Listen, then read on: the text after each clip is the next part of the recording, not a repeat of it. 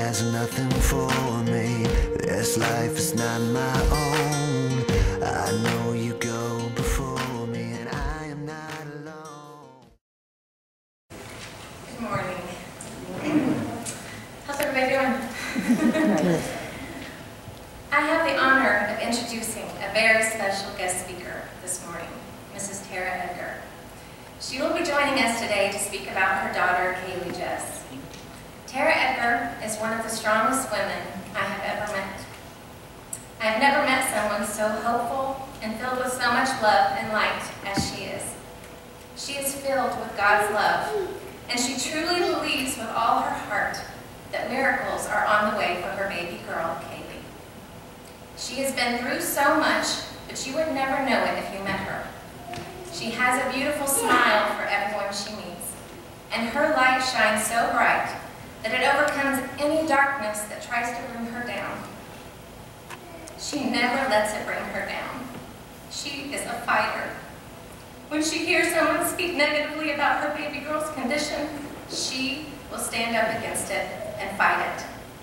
She has so much love inside of her that she lets nothing defeat her, and she has been my inspiration. She is the reason I wanted to do anything I could to help her and her family. Last summer, I started reading a book about miracles, and in this book there was a prayer about surrendering your life to God and letting Him use you to create miracles for those that needed them most. I started praying that He would help me become a miracle worker for Him and for Him to use me as He needed me. I started saying this prayer every night before I went to bed. And it was then that I started having a desire to do a fundraiser for the Edgar family. But I procrastinated for quite some time before I got enough courage to actually call Tara. I really didn't think I could do anything like that on my own. But I finally got the courage and I called her. She gladly accepted my offer and even called me later that night after she talked to Eric, and they came up with a name for the fundraiser. They wanted it to be called Kaylee's Miracle. I never should have been afraid of doing this fundraiser on my own, because I never was on my own. God was with me through it all. All the ideas that I had for this fundraiser for this family were given to me by Him. He literally placed all of them into my head and my heart. He also brought all the right people to me at the right times when I needed help. Everything I did for the Edgars was through Him calling me to do so. I felt as if I was being led by Him the entire time. There were even times when I started to doubt myself and feel crazy by all the messages that I was receiving from Him about this family. And when those doubts and fears started to enter my mind, He would find a way to calm my fears. One night, I was really feeling overwhelmed by everything that was happening, and I went to my Bible and I prayed that God would show me what I needed to see. And when I opened my Bible, this was the verse I saw.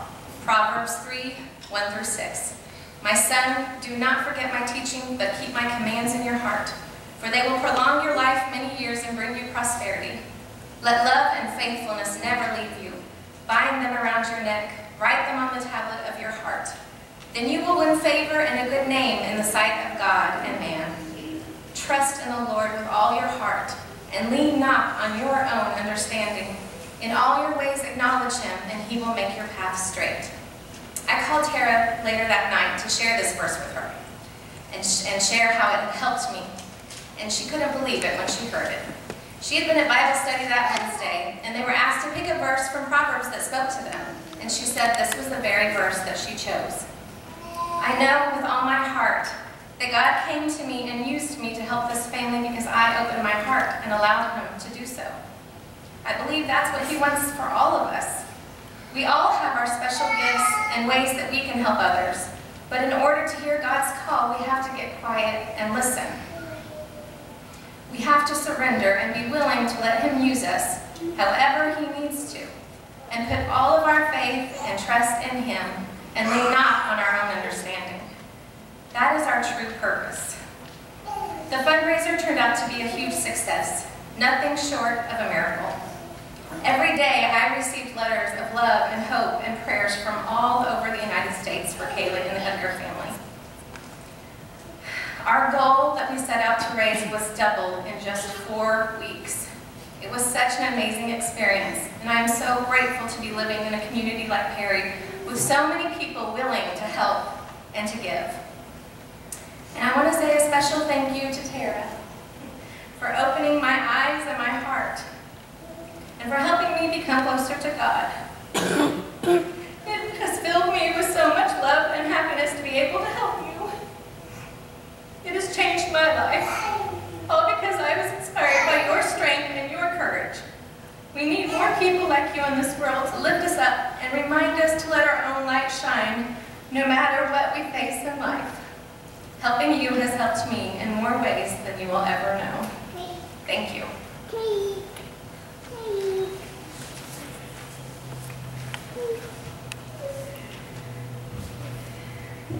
Hello. It's hard to go after all that. I was just going to give you guys a little brief introduction on Kaylee. I know some of you may not know everything about her. First of all, I'm married to Eric Edgar, and we have a 3-year-old daughter that's decided to join us. We were expecting our second daughter on January 6th. I had a completely normal pregnancy all the way to the end. She actually almost kicked me off the couch during the OU Alabama game. That was pretty exciting in our house. So she was a very strong baby in the womb, and they don't understand that at all, but I do. Soon after I had a cesarean, she was not able to breathe.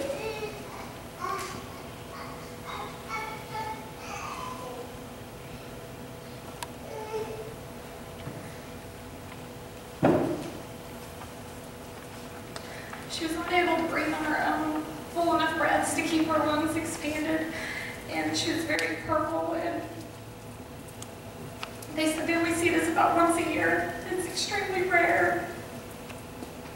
So they quickly decided they were going to have to fly her out to OU to do further testing to figure out what was going on. So I had to stay, of course, because after a major surgery, they don't let you just leave. So Eric went to be with her, and that was hard, I'm sure, on him, being torn apart.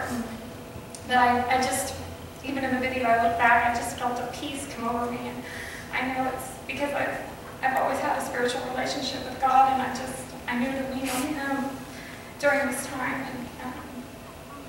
And anyways, she went there, and they did test after test after test, and everything came back negative.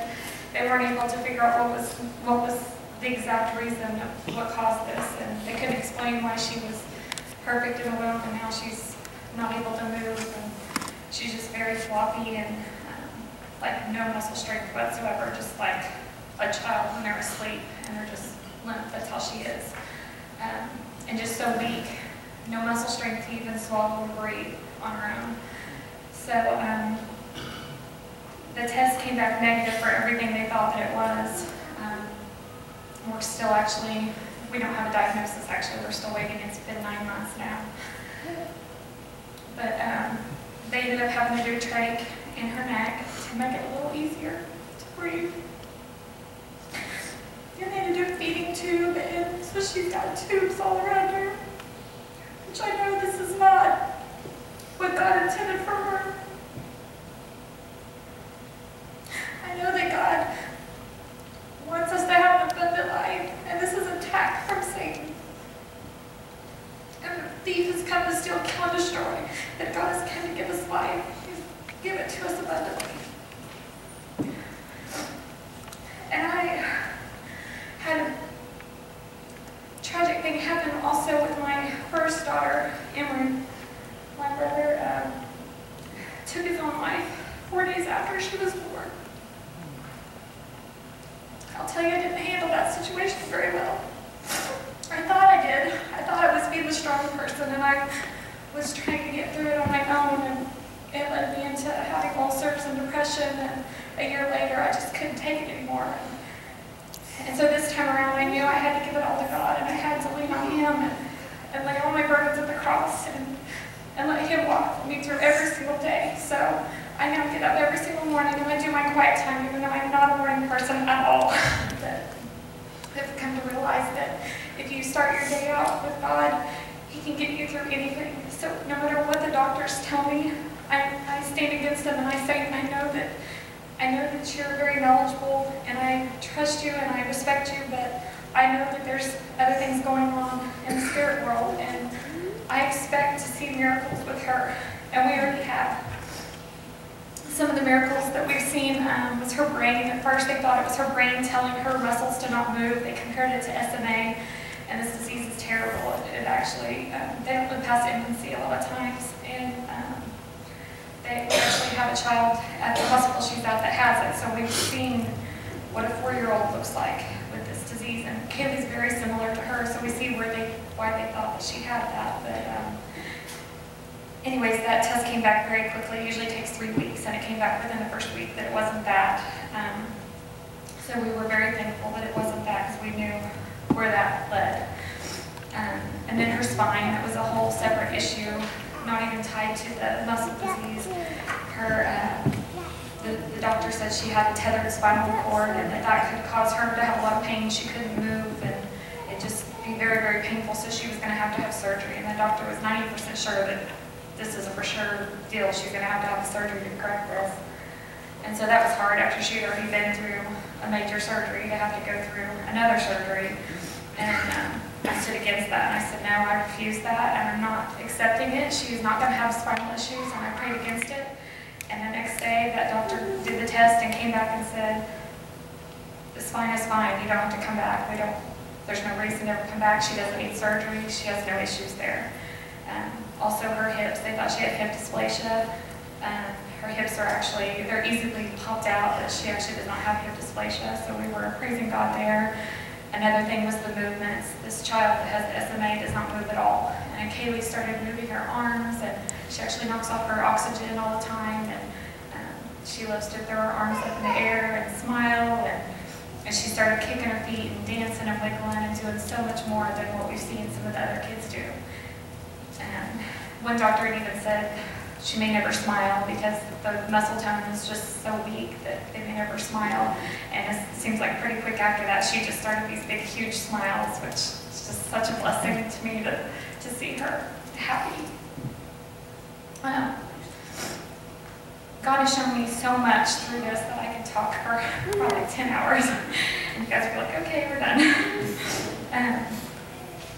But with my brother's situation, he showed me that in Psalms 55:22, to cast your cares on the Lord, and that depression is a very selfish thing, that there's so many people going through so many things worse than you. And we saw that a lot at the NICU. We met a lot of families that didn't get to go home with their babies, and it was pretty hard. So, and God spoke to Eric, probably day 3, and told him that we felt like we were the only one in this boat. Nobody else has ever been through this, and we're like 1 in a million. But God spoke to him pretty quick and told him that there's children out there that are going through worse situations. You're not the only one, and you need to be praying for others. And so that was pretty hard to swallow, but I understood what he was saying there. So that's kind of been our thing, is to pray for others, and that can be like a medicine for yourself and for your child. I've learned that God is constantly speaking to us if you just listen, if you just be still and listen, and open your Bible and just read it for yourself, and He just wants to have a relationship with you. It takes work. You can't just read the Bible for 5 minutes and then click on the TV and think that was enough. You have to actually work at this relationship, and I really learned that a lot, to shut the phone off, shut the TV off, and I don't even care about TV anymore. I keep begging him to shut it off completely. Some other things God has shown me was that the power of your tongue is so powerful, that life and death are in the power of your tongue. And so even though these doctors are speaking death over my child, I stand up and I speak life over her. And I just read her all the promises that are in the Bible. There's so many that He wants her to have an abundant life. And so I just speak those over her every single day. And that no weapon formed against her will prosper. And I speak to her mountain, which is her disease, and all of her issues. And I just tell them to leave. And I speak life over that situation. Another thing God showed me was the mustard seed of faith, that you don't need huge faith. You just need a little mustard seed of faith. And to not have unbelief with that faith, that sometimes you believe God will do something, but then you have doubt that he will do it for you, that you're not good enough. So that's a lie. That's a lie from Satan. Nobody can ever be good enough. We all sin every day. But he wants to do it for all of us. He wants us all to live a full life, healthy. But we have to resist the devil, and he will flee from us. And resist sin. God has given me an indescribable peace that I cannot even explain. It's just a peace overwhelms me, and I have joy. And strangers checking out of the hospital in the cafeteria, and they ask why I've been here for 4 months, and I tell them a little bit about Kaylee, and they just look at me and they're like, well, I just feel like she's going to be fine. Like, you just have this peace about you, and they just see it. And I feel like it's all God. That I could never do that without him, especially the situation we're in. Another thing was the imagination. Your imagination is such a huge thing for you to envision her healthy and happy, and to see her run around playing in the yard with her sister, and jumping on the trampoline and doing all the things that she's supposed to do. And then a merry heart does good like a medicine, but a broken spirit dries the bones. In Proverbs 17:22. And then I learned how the cross is everything. What Jesus did on the cross means everything. He has already paid for all of this sickness and all this disease. And so we have to actively fight against it. And so that's what I'm doing. So that the devil will flee from us. And to not put limits on God. God can do amazing things. And so I just try to not put limits on what God can do with her. And then I wanted to share one more thing that, two more things, sorry. The children's center, there's a lot of children that are there that don't have families. Actually, we were told that 70% of them are actually owned by the state. A lot of the reason those children are in there are because something that parents have done to the children. And so it's very hard to see these kids go through these chronic sicknesses and different things that they have going on, and they have nobody. And I just thank God for the hospitals that we have. We're a very blessed state to have the children's center, because other states don't have this facility. Those nurses let on those kids like they're their own. And so if you ever look for volunteer work, it'd be a great place to go and sit and just read children and rock babies, and they'd be loved too. And then one more thing that I felt like sharing with you guys was, there's been many situations that I felt God leading me to help others, and they just go on and on. So I just was going to share this quick little one that I was at the ICU because she got a cold twice now, and it's landed her in the ICU for 20 days, and then another 25 days later. We just got back, actually. The lady was getting on the elevator, or getting off the elevator, and I was getting on. And I could tell she didn't have a lot of money, and she had 3 boys. They looked like triplets. They were all about the same age. And I'm not sure why she was at the hospital, but she was quickly wrestling, and I could tell she was panicked and stressed, and she was trying to get her son off the floor. He was scooping up stuff off the floor, and I was holding the door, and she was kind of telling me her whole life story in like 30 seconds. And she said, "I'm sorry, we're trying to get to a cab," and anyways, she left, and I just felt God nudging me, give her $20. And I didn't do anything. I got on the elevator, and I thought, you're crazy. We're down to 1 income.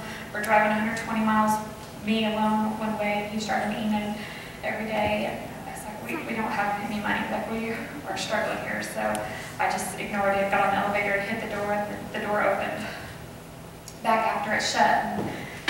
And I thought, okay, God. So I poked my head around the corner, and there's about 15 people standing by the elevator door, and I couldn't see her, so I just got back on and shut the door, and the elevator door opened back up again. Okay, okay, God. So I put my head back out, and I could see her like heading towards the exit, like she was way far away. And I was like, and there was all these people between us. I was like, forget it. I'm just gonna get back on the elevator. So I got back on, shut the door, it opened again. Did that so many times. Anyway, so I finally just hit the button. I went up to the 8th floor to the ICU to see Kaylee. And the next day I was praying in my car at lunch, and I said, okay, God, I know I should have given that girl $20. I know there might have been a reason she might have prayed for that $20 specifically. She might have needed to feed her boys that night. I don't know, but if I really need to give her $20, please let me see her again. So I go back to the elevator, and OU is a huge hospital, so the chance of seeing somebody again is pretty rare. Get on the elevator, I start to hit 8 to go up to see Kaylee, and I decide to go down to the 6th floor to the Ronald McDonald room and fax some stuff to our insurance company. And so I go down to the 6th floor, and I'm talking to the lady in the office, and I hear somebody behind me say, I'll be back to get my laundry in 10 minutes, like right over my head. And I turn around, and it was her. So I went after her, and I said, God, I wanted me to give you this $20 last night, and I didn't obey her. So I'm very sorry, but I hope it's okay to give it to you now. And she just started sobbing and hugged me and sobbing with her son and told me thank you. And so she left. And then it blessed me so much more to give her that money than was $20. But anyway, so I didn't think anything of it. And then the next day, I was in the dining room doing some cleaning, and my husband comes in and says, Tara, somebody paid off our loan at the bank. And I said, what?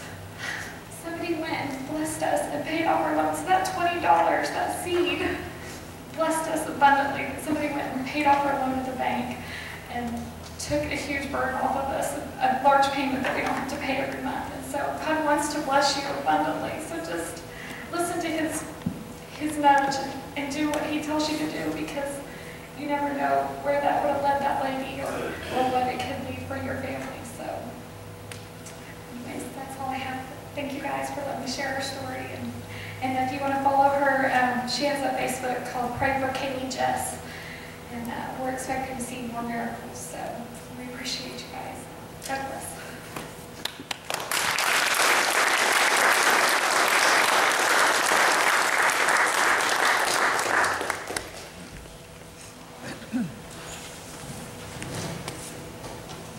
Thank you so much for sharing. Trust in the Lord with all your heart, and He will direct your paths. But I know that you go with me, so I will never